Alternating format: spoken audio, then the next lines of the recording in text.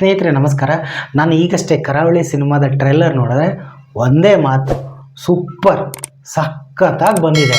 ಮಧ್ಯಾಹ್ನದಿಂದ ಏನು ಆ ಪತ್ರಿಕಾಗೋಷ್ಠಿ ನಡೀತು, ಪ್ರಜ್ವಲ್ ದೇವರಾಜ್ ಅವರು ವಾಯ್ಸ್ ಕೊಟ್ಟಿಲ್ಲ ಅಂತ ವಿಚಾರವಾಗಿ ಅಭಿಮಾನಿಗಳ ನಡುವೆ ಮತ್ತು ಚಿತ್ರತಂಡದ ನಡುವೆ ಒಂದಿಷ್ಟು ಗಲಭೆ, ಒಂದಿಷ್ಟು ವಾದ ವಿವಾದಗಳು ಏನಾದವು. ಫೈನಲಿ ಅದೆಲ್ಲ ಬಿಡಿ, ಅದೆಲ್ಲ ಚಿತ್ರತಂಡದವ್ರು ನೋಡ್ಕೋತಾರೆ. ಬಟ್ ಈಗ ತಾನೇ ನಾನು ಟ್ರೈಲರ್ ನೋಡಿದೆ, ಸೂಪರಾಗಿ ಬಂದಿದೆ. ಗುರುದತ್ ಗಾಣಿಗೆ ಅವರಂತರೂ ಭರವಸೆ ಮೂಡಿಸ್ಬಿಟ್ಟಿದ್ದಾರೆ. ಸಿನಿಮಾ ನೋಡಿದ ತಕ್ಷಣ ಒಂದು ನಿರೀಕ್ಷೆ ಇತ್ತು ಸಿನಿಮಾ ಮೇಲೆ. ಅಂದರೆ ಕರಾವಳಿ ಅಂದ ತಕ್ಷಣ ಅಲ್ಲಿನ ಒಂದು ಕ್ರೀಡೆ ಕಂಬಳವನ್ನೇ ಬಹುಮುಖ್ಯವಾಗಿ ಆಯ್ದುಕೊಂಡು ಸಿನಿಮಾ ಮಾಡಿರ್ತಾರೆ ಅನ್ನೋದು ಗೊತ್ತಿತ್ತು. ಬಟ್ ಈ ಲೆವೆಲ್ಗೆ ಅಂತ ಗೊತ್ತಿರಲಿಲ್ಲ. ಟ್ರೈಲರ್ ಕಟ್ ಮಾತ್ರ ಸೂಪರಾಗಿ ಬಂದಿದೆ. ಈ ಕಾಮೆಂಟ್ಸ್ ನೋಡಿ, ಪ್ರಜ್ವಲ್ ದೇವರಾಜು ವಾಯ್ಸ್ ಮ್ಯಾಚ್ ಆಗ್ತಿಲ್ಲ ಅನ್ನೋದನ್ನು ಬಿಟ್ಟರೆ ಆ ವಿಜುವಲ್ಸ್ ಆಗಿರ್ಬೋದು, ಆ ಮ್ಯೂಸಿಕ್ ಆಗಿರ್ಬೋದು ಎಕ್ಸಲೆಂಟ್ ಆಗಿ ಬಂದಿದೆ. ಈ ಸಿನಿಮಾ ಅಂತೂ ಪ್ರಜ್ವಲ್ ದೇವರಾಜ್ ಅವ್ರಿಗೆ ಒಂದು ಮೈಲಿಗಲ್ಲಾಗುತ್ತೆ ಅಂತಲೇ ಈ ಮೂಲಕ ನಾನು ಹೇಳ್ತೀನಿ. ಈ ಸಿನಿಮಾ ಜುಲೈ 24ನೇ ತಾರೀಕು ಬಿಡುಗಡೆ ಆಗ್ತಾಯಿದೆ. ಕನ್ನಡದಲ್ಲಿ ಮಾತ್ರ ಬಿಡುಗಡೆ ಆಗ್ತಾಯಿದೆ. ಈಗ ಪ್ಯಾನ್ ವರ್ಡು, ಪ್ಯಾನ್ ಇಂಡಿಯಾ ಅವೆಲ್ಲ ಇದ್ದರೂ ಕೂಡ ಇದು ಕನ್ನಡದ ಮಣ್ಣಿನ ಸೊಗಡಿನ ಸಿನಿಮಾ ಆಗಿರೋದ್ರಿಂದ ಕನ್ನಡದಲ್ಲಿ ಮಾತ್ರ ರಿಲೀಸ್ ಆಗ್ತದೆ. ಕನ್ನಡದಲ್ಲಿ ಮಾತ್ರ ಮಾಡಿದ್ದಾರೆ ಸಿನಿಮಾನ. ಸೂಪರಾಗಿ ಕಾಣಿಸ್ತಿದ್ದಾರೆ.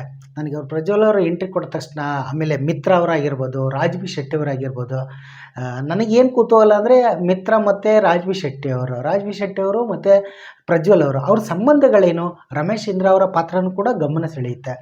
ಸೊ ಏನನ್ನು ತುಂಬ ಕುತೂಹಲಕಾರಿಯಾಗಿದೆ. ನೋಡಬೇಕು, ಸಿನಿಮಾ ಅಂತೂ ಮಿಸ್ ಮಾಡ್ದೇ ನಾನು ನೋಡ್ತೀನಿ. ತುಂಬ ಸೂಪರಾಗಿ ಬಂದಿದೆ. ಆ ಟ್ರೈಲರ್ ಕಟ್ ನೋಡಿ, ನಾನು ಡಿಸ್ಕ್ರಿಪ್ಷನಲ್ಲಿ ಕೂಡ ಲಿಂಕ್ ಹಾಕಿರ್ತೀನಿ, ನೀವು ನೋಡಿ. ಒಂದೇ ಮಾತ್ರ ಸಿಂಪ್ಲಿ ಸೂಪರ್ ಅಂತಲೇ ಹೇಳ್ಬೋದು. ತುಂಬ ಇಷ್ಟ ಆಯಿತು. ಹೀಗಾಗಿ ಗುರುದತ್ ಗಾಣಿಗೆ ಅವರು ಅಂಬಿನಿಂಗೆ ವಯಸ್ಸಾಯಿತು ಅನ್ನೋ ಒಂದು ಸಿನಿಮಾನ ನಿರ್ದೇಶನ ಮಾಡಿದ್ರು. ಚಿಕ್ಕ ವಯಸ್ಸವರು, ನನಗಿಂತ ಚಿಕ್ಕವರವರು, ಬಟ್ ಸೂಪರಾಗಿ ಸಿನಿಮಾ ಮಾಡಿದ್ರು. ಅದು ರೀಮೇಕ್ ಸಿನಿಮಾ. ಬಟ್ ರೀಮೇಕಲ್ಲೂ ಕೂಡ ಒಂದು ಅವ್ರದ್ದೇ ಆದಂಥ ಒಂದು ತನವನ್ನು ಕಂಡ್ಕೊಂಡು ಸಿನಿಮಾ ಮಾಡಿದರು. ಈಗ ತುಂಬ ವರ್ಷಗಳ ನಂತರ ಕರಾವಳಿ ಸಿನಿಮಾನೂ ಕೂಡ ಮಾಡಿದ್ದಾರೆ. ಇನ್ನೊಂದು ಸಿನಿಮಾ ಅನೌನ್ಸ್ಮೆಂಟ್ ಆಗಿದೆ, ಬಟ್ ಇದು ಕರಾವಳಿ ಸಿನಿಮಾ ಈಗ ಮಾಡಿದ್ದಾರೆ. ಫೈನಲಿ ಸಿನಿಮಾ ರಿಲೀಸಿಗೆ ರೆಡಿಯಾಗಿದೆ.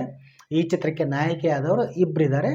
ಅದರಲ್ಲಿ ಸಂಪದ ಕೂಡ ಒಬ್ಬರು. ಯಾರು ಅಂತಂದರೆ ಯಕ್ಕ ಸಿನಿಮಾದ ನಾಯಕಿ. ಇವರು ಹಿಂದೆ ಬೆಂಕಿ ಅನ್ನೋ ಸಿನಿಮಾದಲ್ಲೂ ಕೂಡ ಆ್ಯಕ್ಟ್ ಮಾಡಿದರು. ಇದರಲ್ಲಿ ಒಂದು ಕರಾವಳಿ ಭಾಗದ ಅಲ್ಲಿನ ಒಂದು ಶೈಲಿಯನ್ನು ಕಲಿತು, ಭಾಷಾ ಶೈಲಿಯನ್ನು ಕಲಿತ್ಬಿಟ್ಟು ಆ್ಯಕ್ಟ್ ಮಾಡಿದ್ದಾರೆ. ಎಲ್ಲ ಕಲಾವಿದರದ್ದು ಸೂಪರಾಗಿ ಬಂದಿದೆ. ನನಗಂತೂ ತುಂಬ ಇಂಪ್ರೆಸ್ ಆಯಿತು. ಏನು ಅನ್ನೋದು ಒಂದು ಕುತೂಹಲ ಮೂಡ್ತಾ ಹೋಗುತ್ತೆ. ಇನ್ನು ಕರಾವಳಿ ಭಾಗದವ್ರು ಅಂದ ತಕ್ಷಣ ಎಲ್ರಿಗೂ ನೆನಪಾಗೋದು ಈ ಶೆಟ್ರ್ ಗ್ಯಾಂಗು ಅಂತ ಹೇಳ್ತಾರೆ. ಅಂದರೆ ನಮ್ಮ ರಾಜ್ ಬಿ ಶೆಟ್ರು ಕೂಡ ಈ ಸಿನಿಮಾದಲ್ಲೇ ಒಂದು ಪಾತ್ರವನ್ನು ಮಾಡಿದ್ದಾರೆ. ನನಗೆ ಆ ಡಬ್ಬಿಂಗ್ ಒಂಚೂರು ಅನಿಸಿದೆ ಅಂತ ನಿಜಾನೇ, ಬಟ್ ಅದು ಸಿನಿಮಾ ನೋಡಿದ ಮೇಲೆ ನಮ್ಗೆ ಗೊತ್ತಾಗುತ್ತೆ. ಯಾಕೆಂದರೆ ಏಕಾಏಕಿ ಯಾರು ಕೂಡ ಆ ಥರದೊಂದು ನಿರ್ಧಾರ ತೆಗೆದುಕೊಳ್ಳಲ್ಲ ಅಲ್ವಾ. ಸೊ ನಿರ್ದೇಶಕರು ಒಂದು ವಿಷನ್ ಇರುತ್ತೆ, ಆ ವಿಷನಿಗೆ ತಕ್ಕಂಗೆ ಆ ಡಬ್ಬಿಂಗ್ ಬಂದಿರಬೇಕು ಅಂತ ಅನ್ಕೋತೀನಿ.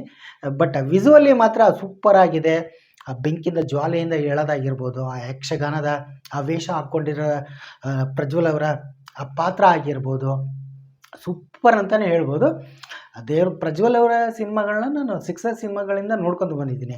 ರಾಜ್ ಬಿ ಶೆಟ್ರದಾಗಿರ್ಬೋದು, ಮಿತ್ರ ಅವ್ರದ್ದಾಗಿರ್ಬೋದು, ಒಂದೊಳ್ಳೆ ಅಭಿನಯವನ್ನು ನೀಡ್ತಾರೆ. ಈ ಸಿನಿಮಾದಲ್ಲೂ ನನಗೆ ನಂಬಿಕೆ ಹುಟ್ಟಿದೆ.